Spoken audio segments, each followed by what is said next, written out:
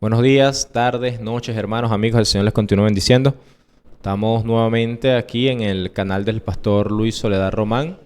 El día de hoy estamos haciendo un programa atípico. Vamos a responder algunas preguntas que nos han llegado por diversas vías sobre el capítulo 1 del libro que, aunque ya está a la venta en Amazon, va a estar siendo presentado este día 29 del mes en curso. Entonces, vamos a tratar de hacer un corto análisis sobre algunas interrogantes del capítulo 1 en un programa que llamaremos El Escritor Responde. En este caso, el escritor es el pastor Luis Soledad y en su canal hoy lo vamos a entrevistar a él. Nos acompaña el hermano Isaías, parte del grupo de jóvenes de la iglesia con el que trabajo. Él está aquí en representación de todos sus compañeros y su equipo de trabajo.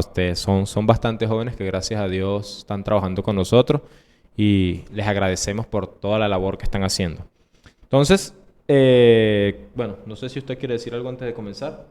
Ok, vamos a comenzar de una vez con la primera pregunta.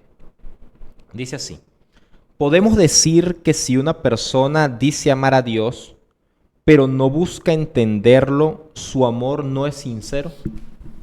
Saludos, hermanos, Dios les bendiga a todos. Bueno, no es sincero. ¿Por qué? Esa es la idea, ahora que me pregunten por qué. No es sincero por cuanto el amor debe ser inteligente y el amor debe crear condiciones para la comprensión, para el entendimiento. La Biblia dice que no puede estar dos juntos si no están de acuerdo. De modo pues que uno de los elementos o la característica del amor es producir condiciones óptimas para que el amor pueda desarrollarse de la mejor forma posible. Entonces, si yo amo, yo debo tratar de entender a la persona que amo para poder responder las interrogantes que hay en ella o viceversa, porque no puede ser que si yo no trato de entender a la persona que amo es porque no le estoy dando la importancia de vida. De hecho, es un mandamiento prácticamente. Y en este caso, Dios, hablando del entendimiento, es muy palco, ¿no? Y dice, no se alabe en esto el que hubiese de alabarse, sino en entenderme y conocerme que yo soy Jehová. Eso lo está en el libro de Jeremías, capítulo 9, versículos 23 y 24 por ahí. De modo pues que para que una relación sea sustentable en el tiempo, sea armoniosa y tenga equilibrio, debe haber entendimiento mutuo en ese asunto de lo que es del amor. Un amor sin entendimiento o por lo menos sin procurar entender esa realidad puede parecer un amor sincero, pero no es lo más óptimo que se pueda manifestar. Según mi punto de vista, no hay una intención de mantener esa relación. En conclusión, para mí no es un amor sincero. Ahora, ese amor a Dios surge del pensamiento del mandamiento, o tiene que haber una convergencia de ambos para que surja el amor a Dios. ¿De qué parte de la mente del hombre surge el amor a Dios? ¿De la que obedece o de la que decide? O sea, el hombre por cuanto es creado a imagen y semejanza de Dios, todas las características que se dan en Dios, se dan en el hombre, por supuesto, guardando la distancia. ¿Qué puedo decir con esto? Vamos a ver si puedo poner ejemplos. Tú ves un albañil haciendo una casa y haciéndola mejor, bien, haciéndola bonita. Esa gracia que él tiene para hacer lo que hace, salió de algún lado y fue de Dios. Entonces, el cantante, esa forma de cantar y esa voz que tiene, salió de algún lado y fue de Dios. Entonces, todo lo que hay en el hombre salió de Dios. Quiere decir que el hombre es réplica de Dios en cuanto a que Dios le ha dado al hombre todo lo que él tiene, solo que en medidas distintas. Entonces, el amor, ¿de dónde sale el amor? Sale del hombre, pero no porque el hombre podía nacer sin amor, no. El hombre nació con la capacidad de amar. Entonces, ¿qué le produce el amor? Puede ser el entendimiento, que llegue a entender, porque un amor con entendimiento es más noble, es más firme, pero como te digo, pues tú no puedes llevar 1000 litros de agua si no tienes un recipiente para llevar los 1000 litros de agua. Entonces, ¿qué dice la Biblia? que el amor ha sido derramado en nuestros corazones. Si Dios le da un mandamiento al hombre, de hecho, es el primer mandamiento. Ama a Dios o a Jehová tu Dios con todo tu corazón, con toda tu mente, con toda tu fuerza. Dios no puede pedirle al hombre que lo ame si el hombre no tiene amor. Y el hombre no puede tener amor si Dios no le ha dado ese amor. Es decir, que pareciera que como que todo gira allí en ese alrededor, pero sí, él sale del hombre y puede salir del entendimiento, a veces no lo ama y logra amarlo después que lo entienda. No, tal vez no tenga una... O sea, que nace del corazón que ya ha subordinado su voluntad al mandamiento. ¿A Dios? ¿Te refieres al amor de Dios o a cualquier amor? O sea, el amor del hombre hacia Dios, porque Okay. se está hablando de una persona que ama a Dios. Uh-huh. Entonces, ese amor tiene por obligatoriedad para ser eficiente que nacer de una voluntad que ya ha sido subordinada al mandamiento. Es lo más si no, es ineficiente. Bueno, ok, estoy entendiendo mejor la pregunta. El amor esencial, el amor puro, surge del mandamiento. Pero es como que simbiótico, ¿no? Surge del mandamiento por cuanto cuando surge el mandamiento te das cuenta que debes hacerlo. Pero para hacerlo necesitas tener el amor. Entonces pudiéramos decir que el amor surge de lo que Dios te da. Y el amar puede hacer que surja del mandamiento, pero no sé si te estoy respondiendo lo que me estás diciendo, ¿no? Sí, creo que sí. Creo entender que Dios pone, o sea, el hombre, Dios lo crea con la capacidad de amar. Por supuesto. No obstante, en ausencia del mandamiento, la capacidad está como inoperante. Sí, y puede amar otra cosa. Puede amar otras cosas, pero no de la forma que Dios quiere que ame. Es así. Entonces necesita que el mandamiento domine su pensamiento para que él piense conforme al mandamiento y pueda amar de la forma que Dios quiere que ame. Mira, ve, por ejemplo, Cristo dice así, ve, esta es la condenación, que la luz vino a este mundo y los hombres amaron más las tinieblas que la luz. Eso no indica que no amaron la luz, lo amaron, pero amaron más las tinieblas. Entonces, ya estamos hablando de un término comparativo, más, término aumentativo, más que la luz. Entonces, en este caso, yo puedo amar a Dios desde mi forma de amar, pero esa forma de amar tiene que ser corregida. Y quien me da las herramientas, es decir, quien pone el querer como el hacer, es Dios. Entonces Dios me dice, tienes que amarme de esta manera. ¿Cómo? Con el corazón. ¿Y cómo se ama con el corazón? El mandamiento te dice cómo. Tengo que amarlo con el alma. ¿Y cómo lo amo con el alma? Con toda la fuerza. El mandamiento te dice cómo. Y tengo que amarlo con toda mi mente. Entonces ya el mandamiento te dice cómo debes hacerlo. No creo que el hombre tenga la capacidad por sí solo de saber cómo amar a Dios. Sabe amar, porque el hombre ama. Si vamos a decir que el hombre no ama, o el ser humano no ama, sí, el ser humano ama. Hasta el peor hombre del mundo ama, por lo menos a los suyos los ama, a los que son de él. Pero ya para amar a Dios hace falta el mandamiento, y ese mandamiento, por supuesto, obedece a herramientas que ya están colocadas allí, que Dios ha dado al hombre, y que ningún hombre está exento de tener esas cosas. Por eso surge el mandamiento. Porque Dios no le puede decir a alguien que camine si no tiene pie. Si Dios le dice camina es porque le dio pie. Sí, entonces no sé si mi respuesta es suficiente, pero... Sí, es suficiente. Bueno, es que sí, podríamos extendernos más en esta pregunta, okay, pero duraríamos mucho rato en ese tema, porque el análisis del amor por medio del mandamiento creo que es un tema bastante extenso. Pero hay más preguntas. Oye, te dije al principio que el amor es inteligente. Algunos dicen que el amor es ciego. No, el amor no es ciego. El amor sabe lo que hace. El amor que es ciego es un amor que no tiene conciencia. No sabe lo que está haciendo. Pero el amor en realidad no es ciego. Sabe lo que hace. Y es inteligente. Según como yo lo veo, el amor es inteligente. Y para que haya comprensión dentro de ese contexto, pues tiene que haber inteligencia. Yo sé lo que me conviene. Yo amo lo que me conviene. Entonces, en este caso, Dios... Yo estoy obligado pues a amar a Dios, y aunque lo amo sin ser obligado, pero estoy obligado a hacerlo, porque si no lo amo, no hay forma de que yo pueda de que yo pueda ser lo que soy. Ok. Bueno, ya llevamos como 10 minutos en esta pregunta. Ajá. Igual, si a ustedes, en la audiencia, los que ya han leído el primer capítulo, tienen alguna duda más en relación a la primera pregunta, la dejan en los comentarios y con gusto se les responderá, ya sea en los comentarios, ya sea en el próximo video. Bueno, ya vamos con la segunda pregunta con Isaías. Igual si yo tengo algo que aportar, lo hago. Ok, pastor, la segunda pregunta sería, ¿cuánto tiempo le llevó como cristiano subordinar sus pensamientos a la voluntad de Cristo o al menos ser consciente de que debía hacerlo? Hay dos preguntas ahí. Ser consciente como que me fue primero. O sea, necesito subordinar mis pensamientos a los pensamientos de Dios. Subordinar los pensamientos a Dios, estoy batallando todavía en eso.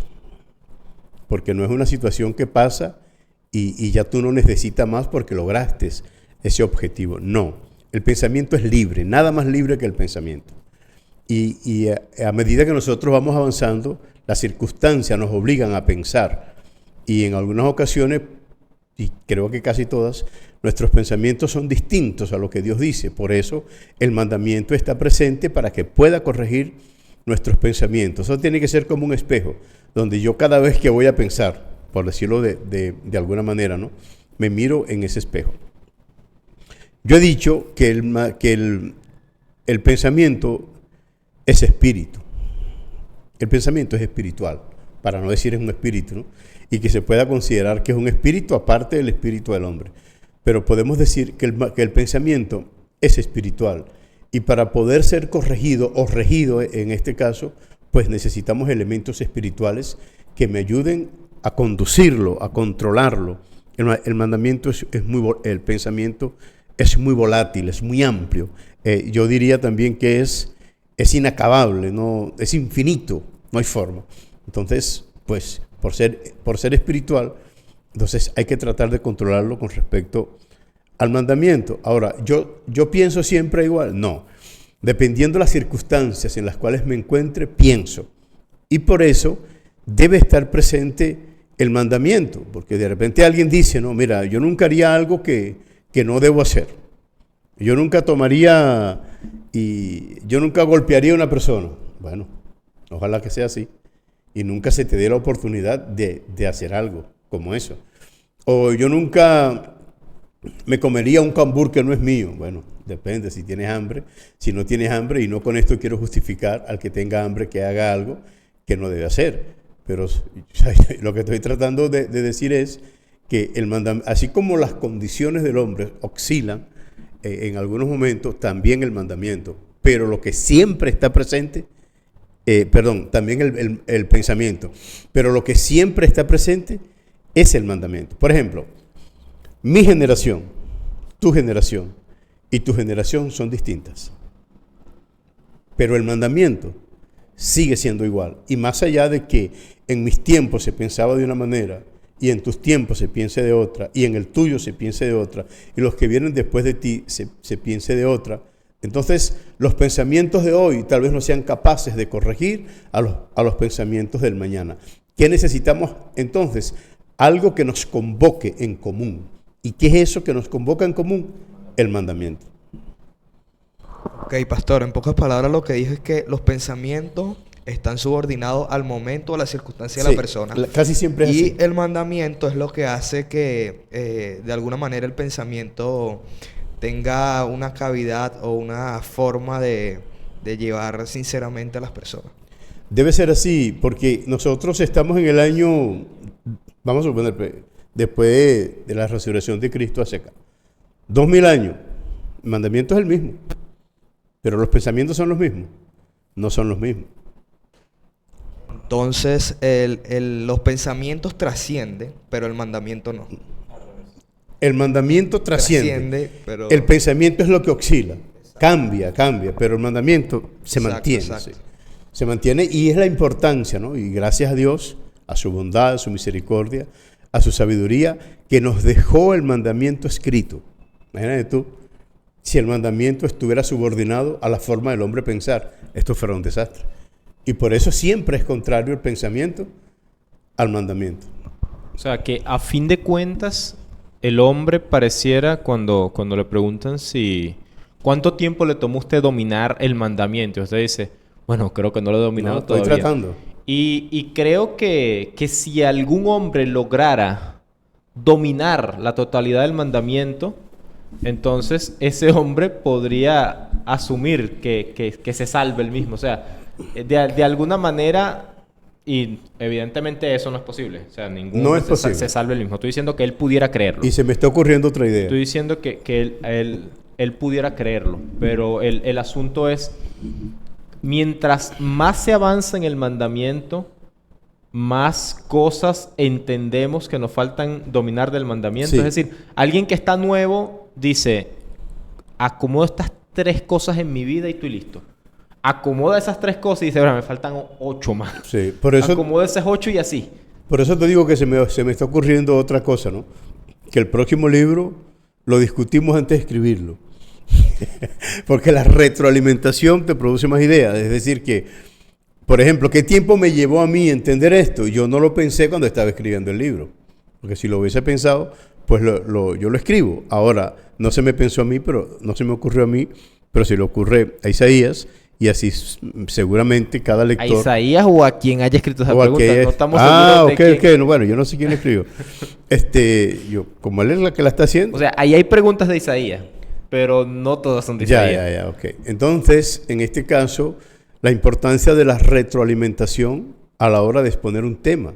Porque yo lo estoy hablando y lo estoy viendo desde mi perspectiva. Yo estoy escribiendo desde mi perspectiva, pero me doy cuenta que Isaías tiene un pensamiento, o el que escribió tiene una forma de ver las cosas, o tú tienes una forma de ver las cosas, y eso es muy importante, que si en algún momento, vamos a suponer, pues, vamos a escribir un tema, pero vamos a discutirlo primero, para ver si en medio de todas esas cosas surgen ideas importantes, surgen interrogantes, que tú, como tienes un contexto distinto, lo estás viendo distinto. Entonces, cada contexto produce una interrogante.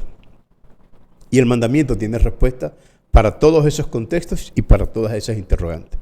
Así que vamos a tener que dejar la grabación hasta aquí y ponernos a escribir otro libro. No. Ok. Todavía no. Bueno, aquí no hay preguntas mías, por si acaso. Todas estas preguntas son de los jóvenes.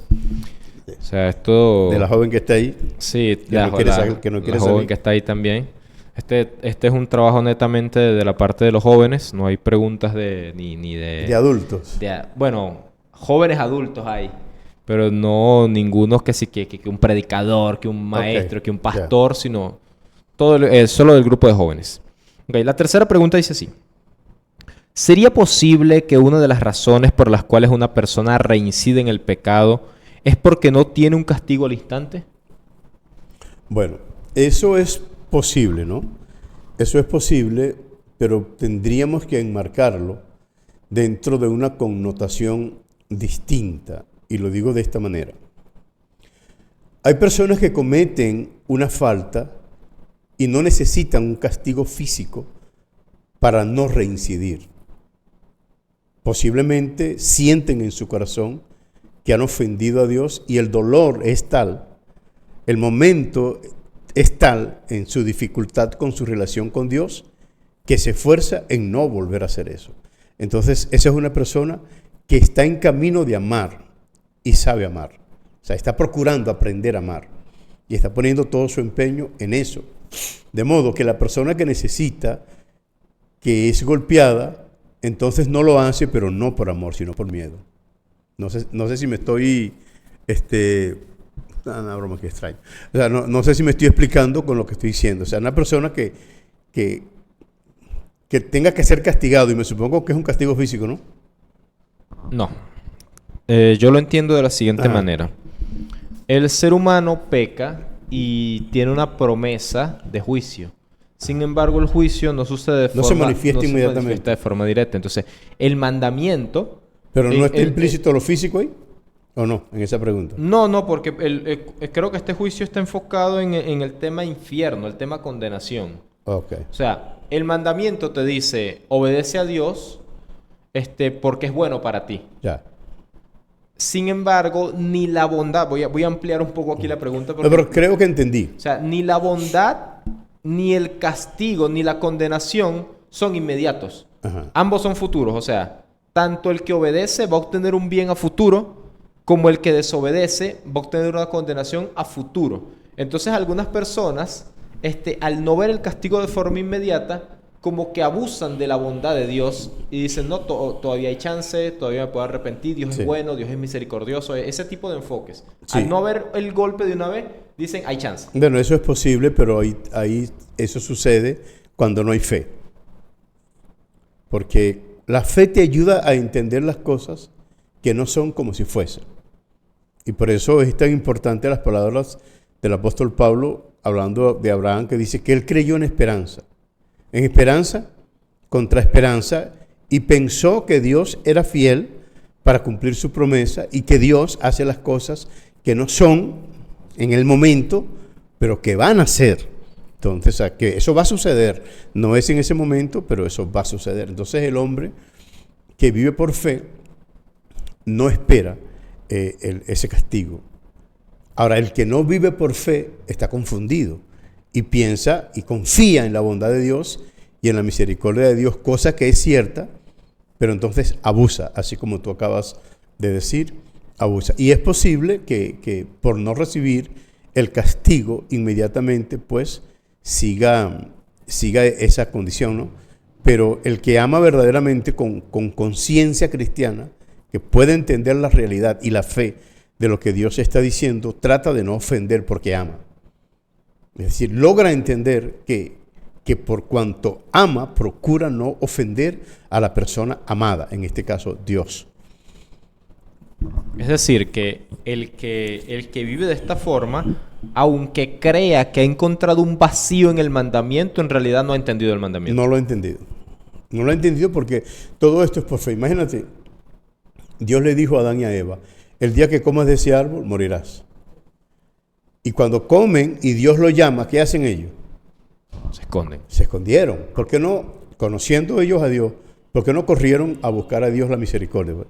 Porque no pensaron en la misericordia. No pensaron en la ese misericordia. momento. Ellos pensaron que Dios los estaba buscando era para cumplir su promesa. Ellos creyeron eso. De verdad lo creyeron. ¿Y qué dice la Biblia con respecto a eso? No, los demonios también creen y tiemblan. Y en este caso lo dice Santiago, ¿no? Pero si nos ponemos a analizar, si yo conozco a Dios, yo digo, no, yo voy a salir corriendo y me postro a sus pies. A veces te da miedo postrarte a tus pies, porque no es igual, y en estos días vamos a hablar, mañana vamos a hablar un poquito de eso, no es igual postrarse ante el Dios bueno que postrarse ante el Dios santo. Y aunque es el mismo personaje, pero nos ponemos lentes distintos para ver los atributos de Dios en ese caso. Entonces, ¿entendió esa persona el mandamiento? No lo ha entendido. Cree que por causa del uso de la misericordia de Dios, que es una verdad, piensa que eso, como tú dices, es un vacío y que puede utilizarlo a su beneficio, pero en realidad no. No es a su beneficio, es a su perjuicio, solo que él no lo sabe. Ok, pastor, continuamos con la cuarta pregunta que dice así. ¿Qué estrategias prácticas puedo aplicar para renovar mi mente y alinear mis pensamientos con la palabra de Dios? Cónchale, esa es una pregunta un poquito complicada, ¿no? Porque según como yo lo veo, Isaías... No las de todas. ¿Ah?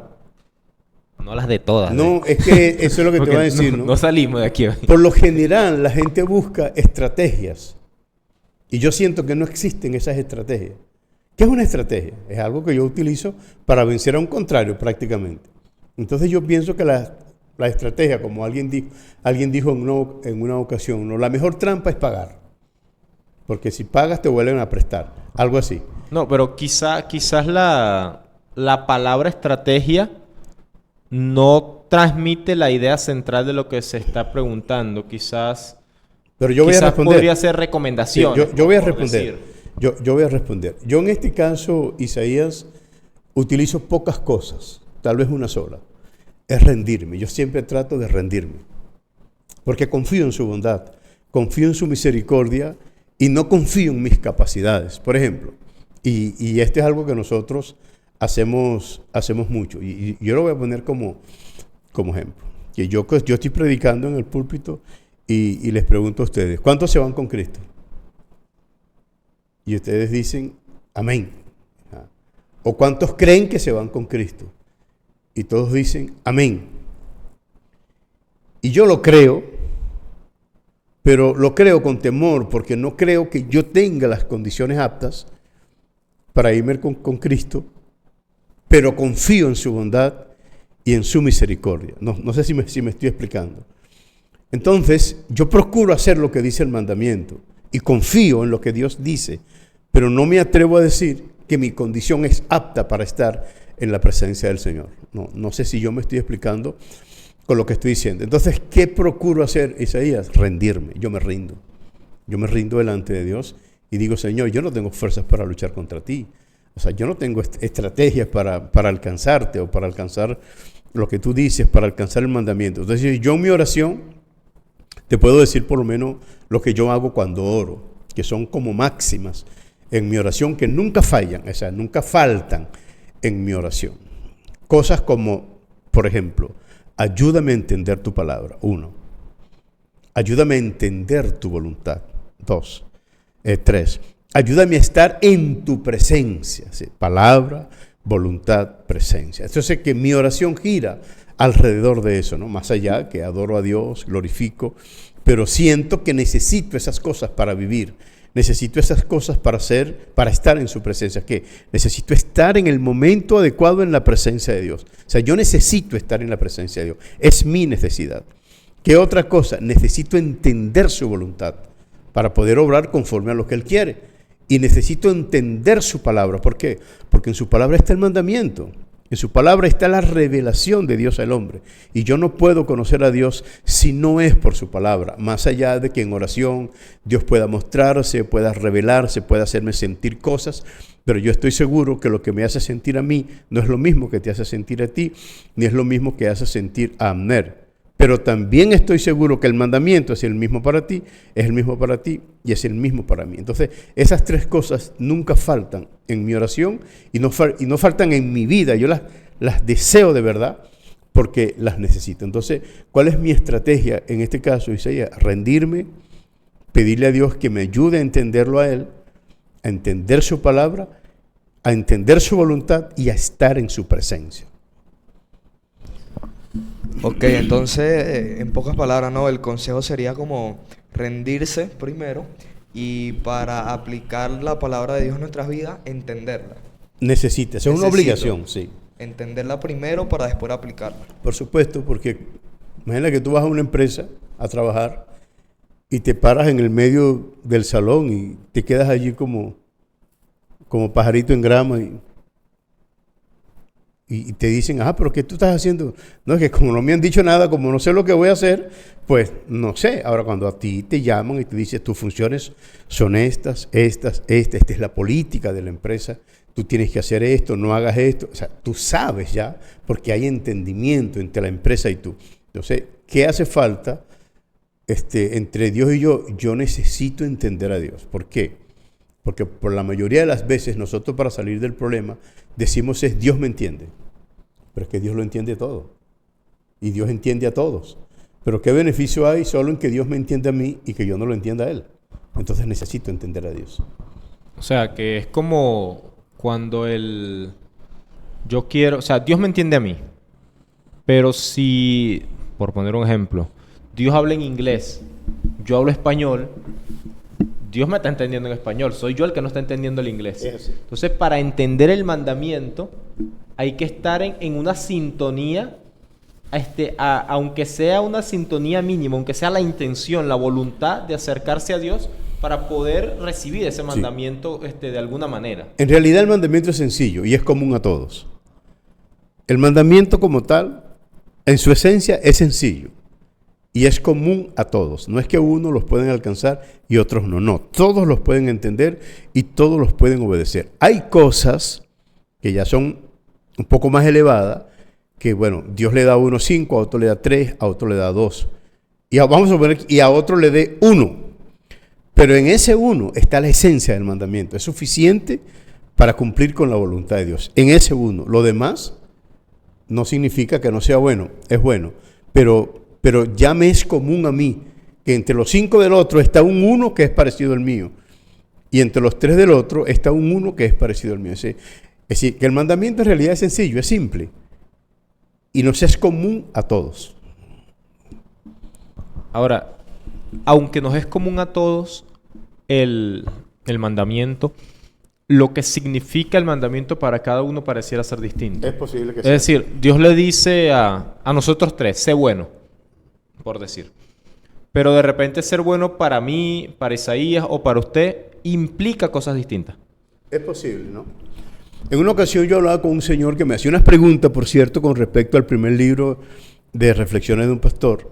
Y él me hablaba con respecto a eso, ¿no? A la bondad y de las personas que vienen a Dios. Y bueno, yo le dije, es que el hombre no debe venir a Dios para ser bueno.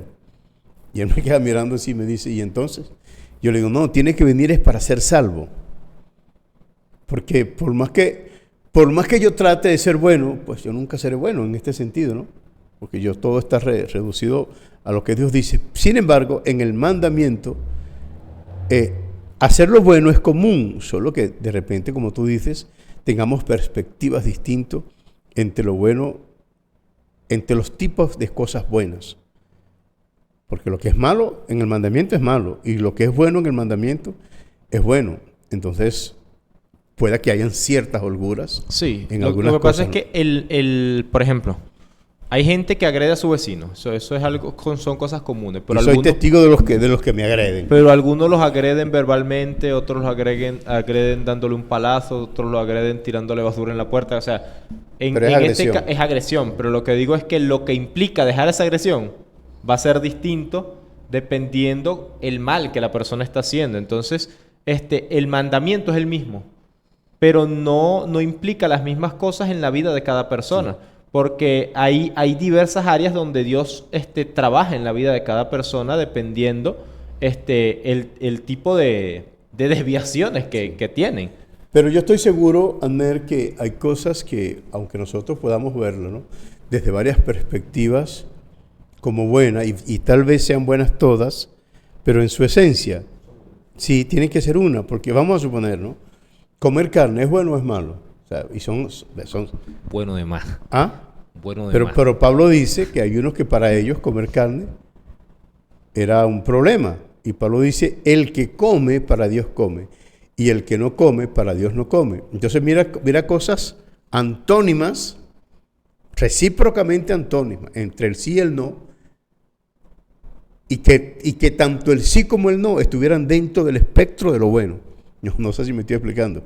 Y para nosotros somos tajantes al decir, mire, si es blanco y si es negro es negro. Pero Pablo en ese sentido está diciendo, no, ahí lo blanco y lo negro son aceptados dentro de un mismo espectro. Pero no siempre va a ser así. No sé si me expliqué Sí. Yo entiendo tanto en lo micro como en lo macro. Claro. O sea, una persona por lo menos está aquí en Venezuela y sale por ahí para la calle en Guayuco y es posible que unos cuantos pastores lo metan en disciplina. De una vez. Ahora, un misionero está por allá por una isla, por allá lejos, y de repente la única forma de acercarse a la tribu a predicar es ponerse un guayuco. Y cualquiera diría, pero aquí es pecado y allá no es pecado. Bueno, es compleja el mandamiento de Dios es complejo. Es complejo, sí. Pero de repente el fin sea lo bueno. El fin sea lo que los une y no la forma o no los medios para llegar al fin. Porque si a ti te dice, mira, tienes que ir a Oriente, bueno, ese es el fin. ¿Qué medio vas a utilizar? Bueno, te vas caminando, te vas volando, te vas nadando, te vas en camioneta o te vas en avión o te vas en helicóptero o en bicicleta, pero el propósito es que llegues. Entonces, los medios tal vez a veces difieren del punto, ¿no?, de la forma, pues, pero el fin es el mismo, tienes que llegar allá. Entonces, hay diferencias, pues. Hay diferencia en esas cosas y a veces ponerse a discutírsela no es lo más recomendable. Pero sí, lo bueno es bueno. Lo bueno es bueno. Y las formas, o sea, las recomendaciones, las estrategias, Hay muchas y a la vez son pocas. Y tendríamos que estar en el momento, las circunstancias que se te van moviendo y te van girando instrucciones. El pan de la proposición nadie lo podía comer, pero David dijo, tengo hambre. Y el sacerdote le dijo, pero bueno, si te has abstenido de mujer, tú y tus muchachos, por lo menos 3 días. Y David le dijo, no, yo tengo meses en esta broma que estoy abstenido, soy abstemio prácticamente de todas estas cosas. Y Cristo después, con el tiempo, porque, y un dato importante, ¿no? Suponte tú que tal vez surgieron muchísimas interrogantes con relación a eso, si lo que el sacerdote hizo estaba bueno o estaba mal. Si Cristo no lo dice en el Nuevo Testamento, todavía nosotros estuviéramos discutiendo eso, pero Cristo dijo, y fue sin culpa. Entonces, mira cómo el mandamiento o el pensamiento, el mandamiento es el mismo, ¿no? Pero mira cómo el pensamiento puede ser distinto en algunas ocasiones. Si pudiera repetir las 3 recomendaciones que usted dio, o sea, si tiene otras, sí, ¿cuáles serían las 3 recomendaciones para la juventud? Porque esto lo preguntaron jóvenes. Ok, yo hablé de que nosotros necesitamos, hablando de mí, ¿no? Rendirme. Eso es como que el macro. Yo me rindo, Señor, no peleo más contigo, no discuto, me rindo. Y dentro de esa rendición procuro estar en su presencia, estar en su voluntad y estar en su entendimiento. Es decir, entender a Dios y entender su palabra. Estar en la presencia de Dios y estar en la voluntad de Dios. Esas son las partes puntuales o específicas dentro de un elemento macro. ¿Cuál es el elemento macro? Rendirme. Ok. Vamos con la 5ª pregunta. Dice... La del millón.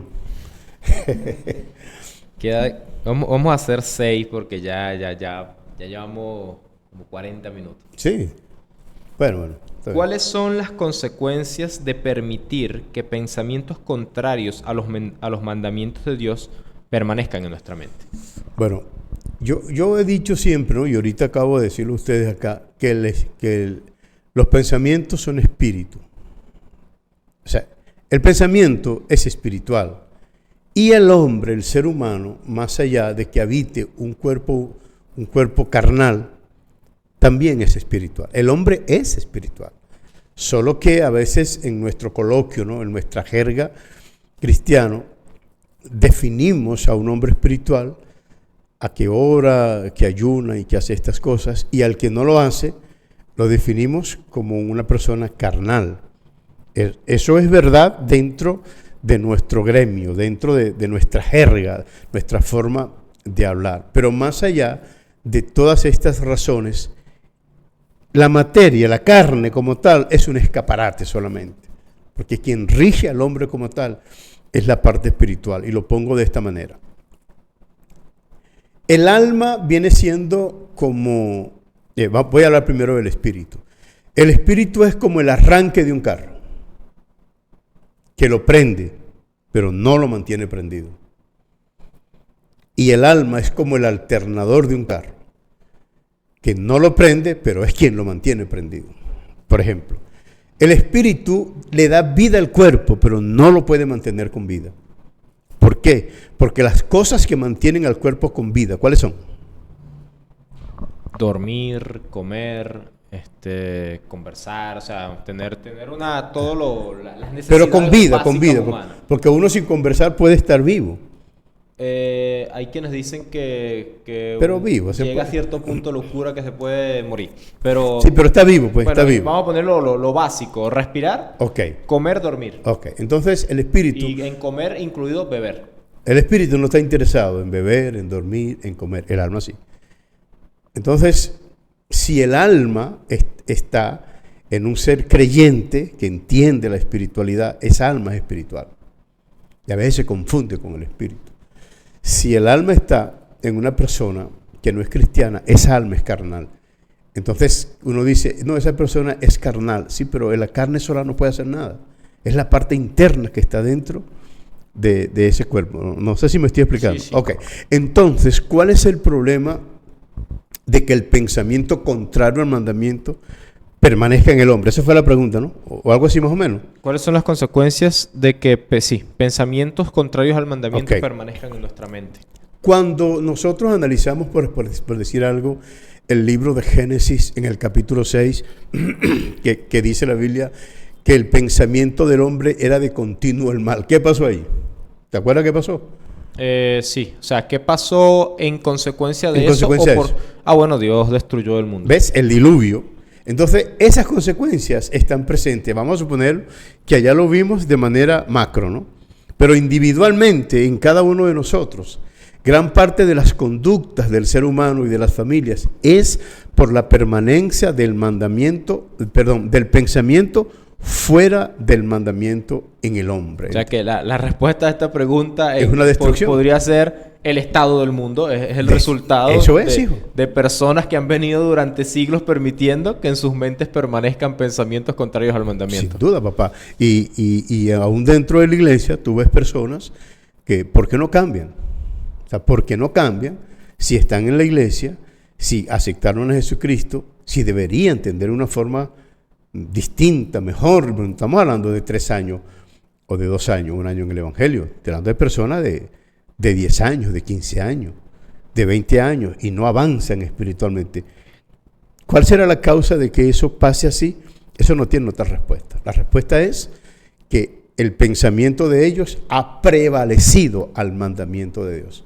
Y esa es la razón por la cual nunca prosperan espiritualmente. Pueden prosperar económicamente, pero espiritualmente nunca prosperan porque su pensamiento ellos lo creen superior al mandamiento de Dios. Saben lo que tienen que hacer, pero no lo hacen. Entonces, O sea, esa que- es la gran verdad. Isaías, toma aquí un momentico que hay una llamada aquí. O sea, que el planteamiento de... culmino aquí. Ajá. El planteamiento del pensamiento de esta quinta pregunta está muy similar al del primero. O sea, ese amor está muy relacionado a esto. Sí, lo que pasa es que como estamos hablando del mandamiento y del pensamiento, pues todo está como que ligado ahí entre una cosa y otra. Y esta última pregunta, yo la considero como que muy a propósito, porque pudiéramos considerar la idea, ¿no? Y los de afuera, los que no son creyentes, de alguna manera lo vislumbran así, porque date cuenta que alguien se convierte a Cristo hoy y a los 3 meses hace algo que no debe hacer. El inconverso le dice: oye, pero tú no eres evangélico. O sea, porque el inconverso cree que cuando el hombre llega a Cristo, ya toda su cosa, su forma mala de ser, cambia automáticamente. Pero cuando ellos vienen a Cristo, entonces se dan cuenta, no, pero el asunto no es, hay un trabajo, ¿no? Entonces, por supuesto, si Cristo dice que nuestros pensamientos deben ser llevados cautivos, Pablo lo dice, ¿no? Que nuestros pensamientos sean llevados cautivos a Cristo. ¿Y por qué cautivos? Entonces quiere decir que hay que aplicar fuerza en el pensamiento para doblegar esa voluntad y conducirla al Señor Jesucristo. ¿Es Luis? Ok. Lo hicimos famoso, Luis. Ok, pastor, continuamos con la última pregunta. Ok. Dice así: ¿cómo puedo identificar certeramente los pensamientos que van en contra de los mandamientos? Bueno, de repente no haya como un manual, ¿no? Para identificar esos mandamientos, pero esos pensamientos. Pero si vamos a la Biblia, ¿no? Y eso, cuando a Cristo le hacían una pregunta, la respuesta de él casi siempre iba a la ley y decía: ¿cómo leen la ley? ¿Qué dice la ley? Es decir, la mayéutica utilizaba Cristo con respecto a estas cosas. Yo considero y pienso, pues, que si lo que estás pensando no es conforme a la palabra de Dios, debes desechar esa idea. ¿Y cómo podemos darnos cuenta de eso? Bueno, ahí entra otro punto, que es la conciencia gobernada por el mandamiento. Por ejemplo, no todas las conciencias son iguales. Y si yo estoy pensando algo para hacerlo o no hacerlo, y ese algo me produce paz, yo debo hacerlo. Pero probablemente lo que a mí me produzca paz no sea lo mismo que a ti te produce paz, y no sea lo mismo que a ti te produce paz. Si vamos a hacer un negocio, entonces negociamos un libro, por decir algo, y yo te lo vendo a un precio, y dependiendo mi conciencia en eso, yo siento paz o no en el precio que te lo vendí.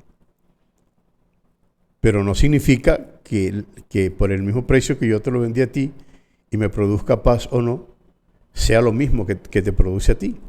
Porque de repente tú dices, no, se lo vendió muy caro. O puedes decir, se lo vendió muy barato. Entonces, ahí hay diferencias, ¿no? Ahí hay diferencias. Y una vez que yo estaba hablando contigo, ¿no? Y con otro hermano, con respecto a eso, de los negocios, esa cuestión, y no sé si te acordarás que entre tú, pues, y el otro varón que estaba ahí, me dijeron, lo que pasa es que usted está pensando como pastor y no como comerciante. ¿Te acuerdas? Que yo te dije, pero es que yo no puedo pensar de otra manera porque yo soy el pastor. Entonces, si yo tengo que escoger entre pensar como pastor o como comerciante, yo pienso como pastor, porque antes de ser comerciante, y no soy comerciante, fui comerciante, pero antes de ser comerciante, yo soy pastor. Entonces, mi conciencia tiene que estar centrada en esa realidad. Entonces, me produce paz pensar de esa manera. O yo de repente te digo cosas que te ofenden y yo me siento mal. Pero de repente otro te dice las mismas cosas que también te ofenden, pero él siente paz. Y dice, se lo dije porque se lo tenía que decir. O sea, no hay como que un manual, pues. No hay como que una cosa que podamos decir que está constituido, un estatuto que diga así. Entonces yo digo, bueno, si me produce paz y está en armonía con la palabra de Dios y con una conciencia cristiana, eso debe ser la voluntad de Dios.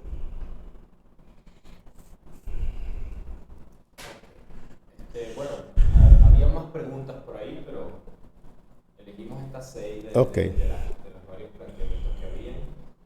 Igual esperamos que los que hayan leído el primer capítulo del libro puedan comentar, dar sus opiniones sobre estas preguntas y presentar otras interrogantes si las tienen. No es exclusivo para los jóvenes, los que ya sientan que no son muy jóvenes, también pueden comentar, no se preocupen. No sé si usted quiere decir algo para despedir. No, bueno, no, contento, agradecido pues por las preguntas y los comentarios, y me dio mucho gusto pues que poder estar aquí y hablar de estas cosas, porque a veces nosotros tenemos nuestros pensamientos allí en nuestra mente, están encapsulados, pero hay otros que también piensan y sería bueno, siempre es bueno, es provechoso escuchar esas opiniones y lo que los demás piensan también. Bueno, eso es todo por el día de hoy. Saludamos a Isaías, el hombre Los jóvenes vinieron al programa del pastor para entrevistar y bueno, agradecido con Isaías, con cada uno de los muchachos por sus aportes y esperamos verlos el día 29 en la presentación del libro. Amén. Ya están inscritos, nos estamos viendo allá, y los que no tienen poco tiempo para inscribirse, ya queda menos de una semana. Y saludo al hermano Veraquel que está aquí. No quiere salir en las cámaras.